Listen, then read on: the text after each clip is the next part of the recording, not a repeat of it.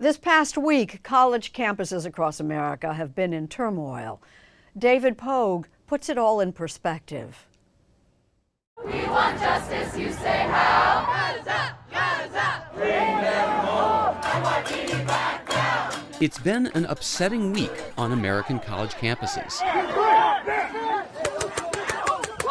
my God! Clashes with armed police. Why are you doing this? Mass arrests of students and outsiders. Locked campus gates. The firestorm began on April 17th when a congressional committee grilled Columbia University President Minouche Shafik about anti-Semitism at student protests against the war in Gaza. Anti-Semitism has no place on our campus, and I am personally committed to doing everything I can to confront it directly. She promised to crack down on the protesters. And she did. For what reason? I'm just standing on the sidewalk. The Columbia News enraged students on other campuses nationwide. For many college administrators, it's a no-win situation. It is presenting a near existential threat to the very fabric of the university's life. Dan Mogulof is a public affairs officer at the University of California, Berkeley, where this week's protests have been peaceful. These campuses are supposed to be areas for free speech. We have an unwavering and absolute commitment to free speech. But the university, like all public institutions, is allowed to have time, place, and manner rules, meaning the right to free expression is not absolute. You can't interfere with or disrupt the operations of the university. And that's the problem. Many colleges say that the protests violate those time and place rules and make other students feel unsafe, including Skylar Saradsky, a senior at George Washington University in Washington, D.C. I was here a little bit earlier with a few of my friends holding the Israeli flag that I'm now wearing, and I got spit at. We got middle fingers from a few people. We took over a campus administration building. We occupied it and threw the deans out of the building. As a self-described radical at Harvard in the 60s, Michael Kazin protested the Vietnam War.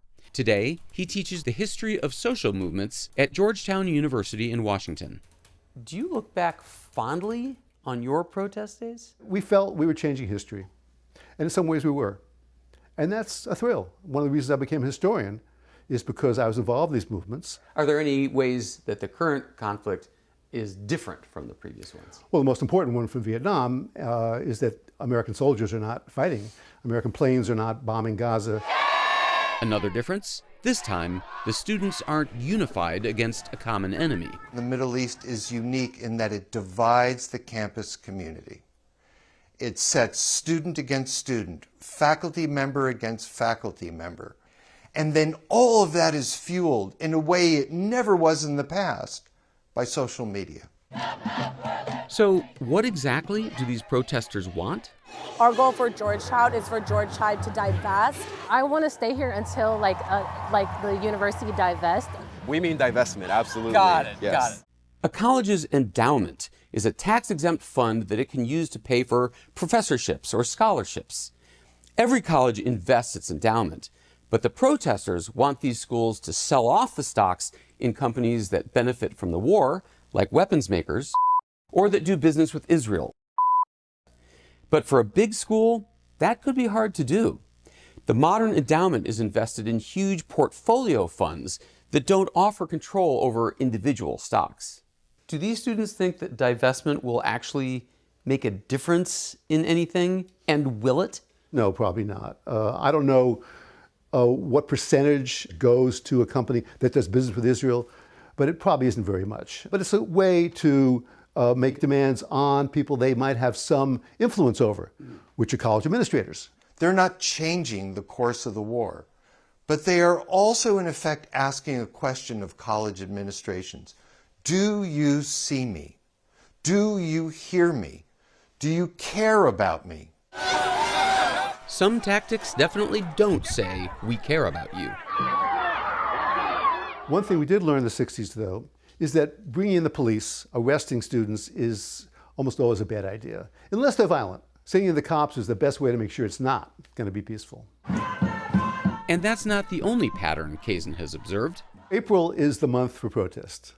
It was back in 1969. That was true in 1986. What do we want? Divestment! When the anti-apartheid protests were at their height. It's before final exams. The weather's nice, most parts of the country. But in other ways, April couldn't be worse timing, because graduation is only weeks away. The University of Southern California has already canceled its main commencement ceremony, and other schools may follow suit. And remember, this year's graduating seniors already lost their high school graduation ceremonies in 2020 to COVID. But for demonstrators like George Washington Jr. Riley Buchema, the protests take priority. So missing 2 graduations has to be a really sad prospect. And I know that's a really tricky position, but it's not as tricky as being bombed. So I feel like this is more important. Do these protests sometimes work? It can work in getting attention and effectuating a certain degree of change. How much? Debatable, but that doesn't make it less important to those engaged in it. Georgetown sophomore and protest organizer Selina Al-Shihabi is more confident. If you look back in history, it's always the student movement. It always starts with the new generation waking up and saying, we will no longer tolerate this, and we are going to create a better tomorrow for our children to live in. And that's what we're seeing right now.